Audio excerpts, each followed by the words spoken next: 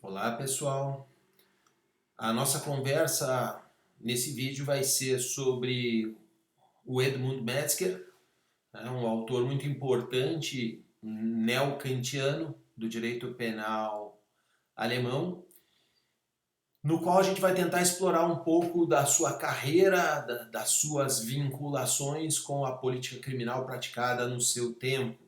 Ao lado desse vídeo haverão outros dois, um especificamente sobre um tópico dogmático de trabalho do professor Mesger, que é a chamada culpabilidade por condução de vida, e um outro vídeo ainda sobre o envolvimento dele a respeito de um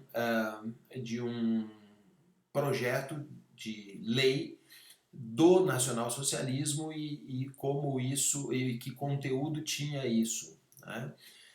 Mas esse primeiro vídeo, que é um vídeo de aproximação do tema, pretende mostrar-lhes algumas coisas. A primeira, desmitificar um ponto concreto que é derivado das informações que se tem hoje sobre Edmund Metzger, e um segundo, que é explorar concretamente um trabalho que eu tive a ocasião de acompanhar em primeiríssima mão enquanto vinha sendo produzido, que é talvez o trabalho mais importante do mundo a respeito da vida e obra desse autor, desse grande penalista alemão, a ponto de que se trata de uma pesquisa que obteve o prêmio Humboldt, que, como todos sabem, o prêmio Humboldt é um equivalente talvez a um Oscar no plano jurídico. Para que se tenha uma ideia, de autores de direito penal até hoje premiados com o Humboldt, que não sejam alemães, existem apenas dois no mundo. Um é o professor Munhoz Conde e outro é o professor George Fletcher, da Universidade de Colômbia. E a pesquisa do professor Munhoz Conde é precisamente sobre Edmund Metzger. Mas antes de falar do Metzger propriamente, eu queria conversar com vocês e mostrar um pouco do panorama em que se insere o trabalho do Metzger, o que é que ele representa em termos jurídico-penais, para daí vocês terem uma ideia concreta do impacto da pesquisa e das descobertas do professor Munhoz Conde. Em primeiro lugar, convém dizer que nós já trabalhamos e já mostramos para vocês que o início da estruturação de uma teoria do delito tem por grande expoente o tratado de Franz von Liszt. Franz von Liszt foi o grande tratadista do positivismo científico aplicado ao direito penal, a fórmula analítica de teoria do delito, que é uma coisa, pensem bem, é um legado que chega aos dias de hoje. E ele já tem mais de 100 anos, não é? Essa estruturação escalonada de categorias que compõe o conceito analítico de crime é uma coisa historicamente muito bem situada e sobrevivente há séculos, não é? A segunda etapa de evolução de teoria do delito, como os senhores sabem, é a etapa chamada neocantiana. O que é o neocantismo? O neocantismo não somente, nós já tivemos alguma ocasião de conversar, ele não é somente um plano de teoria do delito, mas uma forma de raciocínio, uma forma de pensar que leva a uma estruturação de raciocínio que inclui valores, ou seja, a possibilidade de fazer ciência com valores. E, portanto, se a estrutura de teoria do delito tinha pretensões científicas, poderia incorporar juízos de valor nessa pretensão científica. Pois bem, o grande tratadista, o maior livro de direito penal alemão do período neocantiano é precisamente o tratado Lehrbuch do professor Edmund Metzger. Metzger tinha uma vasta obra, muitos artigos publicados, tinha um livro de estudos um Studienbuch, um livro de estudos para os alunos de graduação, de carreira, e tinha um Lehrbuch, ou um livro de ciência, né, que é um tratado realmente onde se compendiavam suas ideias, todas elas orientadas por um modelo neocantiano, discussões importantíssimas a respeito de bem jurídico, a respeito de elementos normativos e subjetivos no tipo de injusto. Questões muito centrais da teoria do delito são amplamente desenvolvidas no tratado do Edmund Metzger, que era um tratado de absoluta referência, segue sendo por altíssima qualidade técnica no mundo inteiro. Há um aspecto específico desse tratado, que é a tratativa que o professor Metzger faz acerca da culpabilidade, que a gente vai se ocupar também em um vídeo à parte.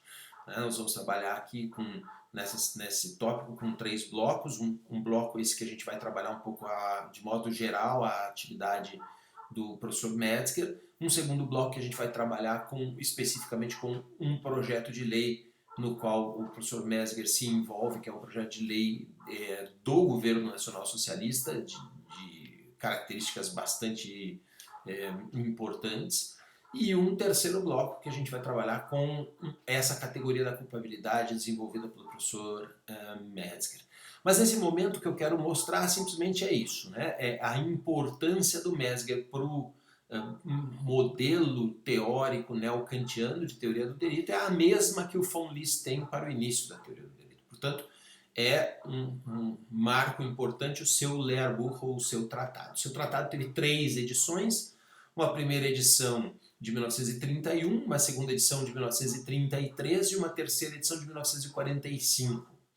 Esta terceira edição tinha um prólogo chamado Moderne Wege das Strafrecht, que foi o objeto inicial da pesquisa do professor Munhoz Conde. Quando eu cheguei no doutorado, no ano de 2001, o professor Munhoz Conde estava encarregado da tradução desse prólogo da terceira edição do Tratado do Metzger. E conseguiu uma bolsa Humboldt para fazer isso, estava trabalhando com isso, e claro, quem vai fazer tradução deve saber que o ideal é que conheça muito de perto aquela pessoa que está sendo traduzida, para que possa fazer uma tradução mais fidedigna possível. O professor Munhoz Conde então começa a pesquisar a vida do Edmund Metzger, o seu trabalho, como é que funcionava, a sua atividade, etc. Bem, ele conta parte disso num livro depois que acabou sendo publicado, À Margem da Tradução. A tradução foi publicada em 2001, mas o final dessa pesquisa é a produção de um livro, que é o livro que é disponibilizado aos senhores como bibliografia, que é o Edmund Metzger e o Direito Penal do Seu Tempo.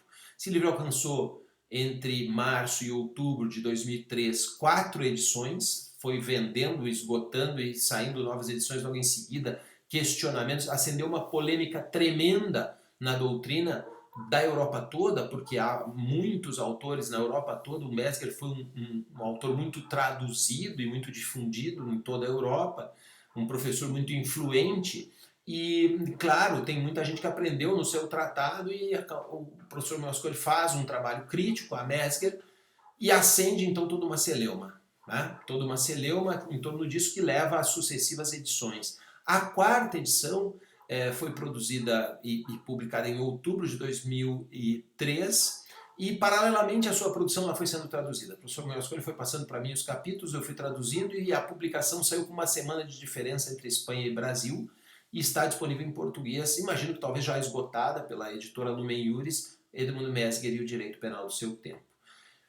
Pois bem, esse livro constitui um marco tão importante no plano da crítica ao trabalho do Metzger, que eventualmente acabou sendo difundida uma ideia equivocada a respeito do próprio neocantismo. Se um livro a respeito de direito penal nacional socialista do professor Zaffaroni, por exemplo, que sustenta a tese equivocada de que o neocantismo foi a teoria de base perfeita para a introdução das políticas nacionais socialistas, e eles se apropriaram disso para realizar então todo o seu marco jurídico. O que é um equívoco completo e absoluto, porque é óbvio que Metzger foi um autor neocantiano, um autor importante para esse perfil, mas outros neocantianos eram completamente liberais e completamente contrários ao modelo do nacionalsocialismo. Um bom exemplo é o Radbruch, né? E vários outros autores também que foram absolutamente execrados. O paradigma neocantiano de teoria do direito é Kelsen, que acabou sendo, inclusive, terminando sua carreira no exílio nos Estados Unidos. Então, é um contrassenso. E, ademais, os nazistas assumidos, aqueles autores penalistas que eram assumidamente nazistas, a escola de Kiel, George Damm, Friedrich Schaffstein, esses autores, eles proclamavam-se contrários ao dualismo metodológico, à suposta divisão entre ser e dever ser, entre duas formas de ciência, que era o pressuposto básico neo-kantiano. Então aqueles que eram nazistas da gema mesmo, assumidos, eles negavam o neocantismo. Então, essa tese do professor Zaffaroni é completamente estapafúrdia, não tem nenhum sentido, nenhuma base de sustentação que possa ser levada a sério. De toda forma, isso serve para mostrar a importância desse trabalho que o professor Munhoz Conde fez, o impacto que ele teve, a repercussão que ele teve, no sentido da demonstração da existência de uma vinculação estreita entre Metzger e o nacionalsocialismo, que é isso que a gente vai tentar explorar nesse plano aqui das nossas discussões sobre autoritarismo.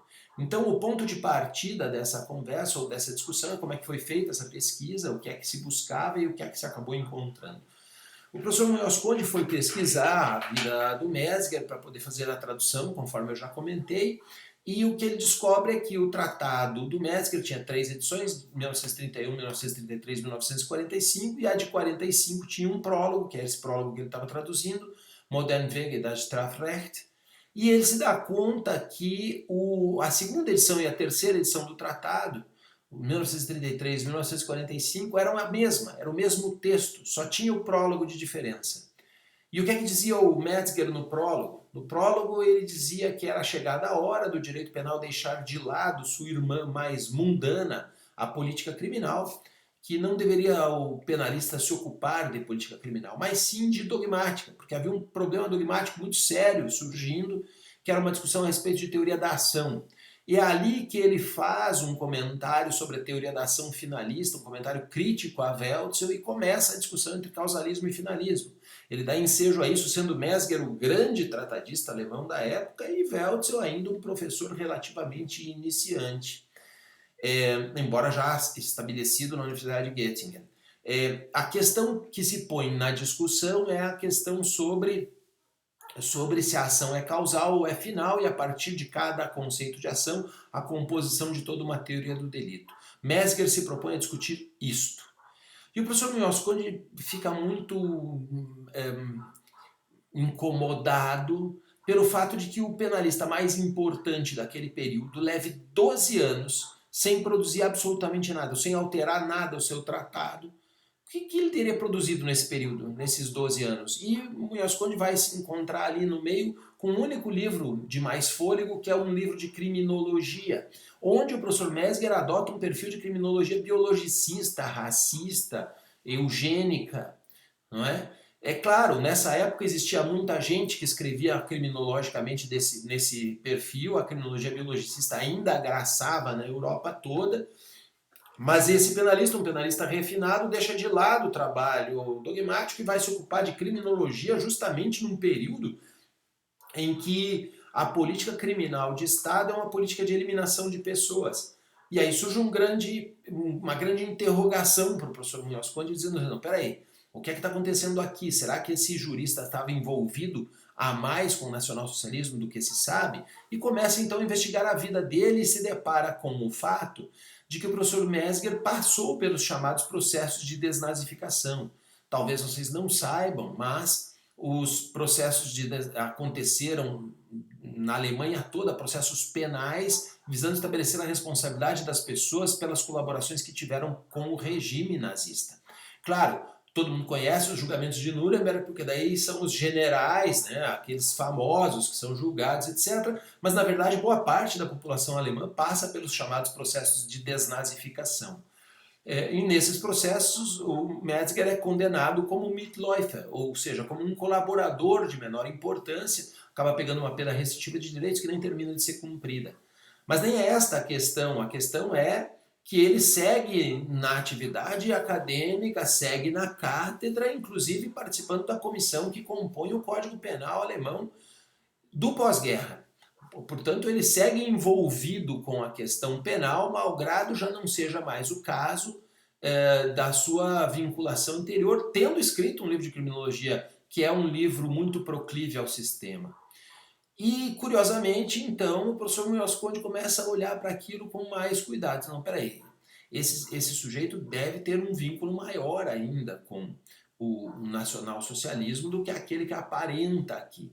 e aí começa a levantar documentos a respeito do Metzger e se encontra com documentos muito comprometedores a respeito de uma vinculação sua com o nacionalsocialismo mais estreita, que era a produção de um projeto de lei para a eliminação daqueles que são denominados de Gemeinschaftsfremde, ou estranhos à comunidade. Ou seja, o professor Metzger trabalhou em um projeto de lei que não chegou, no final das contas, a ser implantado, porque aí a Alemanha também já era o final da guerra, a Alemanha foi perdendo, mas havia um projeto de lei para a eliminação de pessoas. Não que a eliminação de pessoas não estivesse acontecendo, já estava com as ações de fato, todo mundo sabe, mas aquilo estava sendo preparado para ser convertido em lei por um projeto de Edmund Metzger. E além disso, o professor Mosconi ainda descobre conexões entre Metzger e o comandante do campo de concentração de Dachau. Eu vou esmiuçar isso no outro vídeo a respeito desse projeto e a respeito dessa conexão de Metzger com Dachau, para que vocês tenham exata ideia do ambiente de envolvimento que ele teve com isso. Mas essa descoberta desses documentos faz com que o professor Mosconi, ao lado da tradução do prólogo, também publique o livro Edmund Metzger e o Direito Penal do Seu Tempo. O livro alcança um sucesso tremendo, rapidamente se difunde, são 4 edições, como eu referi, e acaba que as pessoas começam a ter reações a respeito disso. Termina essa questão toda com a premiação do professor Munhoz Conde pela descoberta que fez acerca da vida de Metzger. Metzger, portanto, foi o grande jurista neocantiano alemão, mas também um sujeito muito envolvido com o modelo nacional-socialista. E, curiosamente, quando termina a guerra, ele não quer mais falar de política criminal. Ora, ele estava, algum tempo antes, pouco tempo antes, envolvido até o pescoço com uma política criminal de eliminação de pessoas. E depois passa a falar anodinamente, simplesmente se a ação é causal ou final e das consequências e desdobramentos disso. Muito confortável para o Metzger, que no final realmente tem o conforto de não seguir falando disso.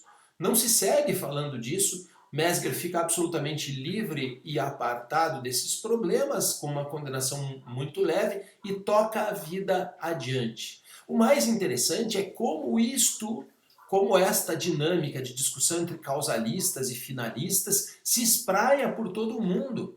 E muita gente começa a falar disso. Welzel compra a briga com Metzger e também publica artigos críticos à teoria causal da ação, e isso se desenvolve uma verdadeira guerra de escolas, uma verdadeira discussão dessa ou daquela teoria do delito ser dominante. E até hoje existem muitos finalistas aí, muitos abraçados com as discussões de Welzel, como se esta fosse a discussão realmente importante, quando na verdade era isso pouco mais, e isso é a sustentação do professor Munhoz Conde, isso era pouco mais do que uma cortina de fumaça. Afinal de contas, se tratava de não discutir aquilo que era o mais grave das implicações do que tinha cometido Metzger. Falando de coisas que realmente no frigir dos ovos, se o dolo está no tipo ou está na culpabilidade, isso pouco interessa para quem vai preso, para quem vai condenado ou para quem vai para um forno crematório.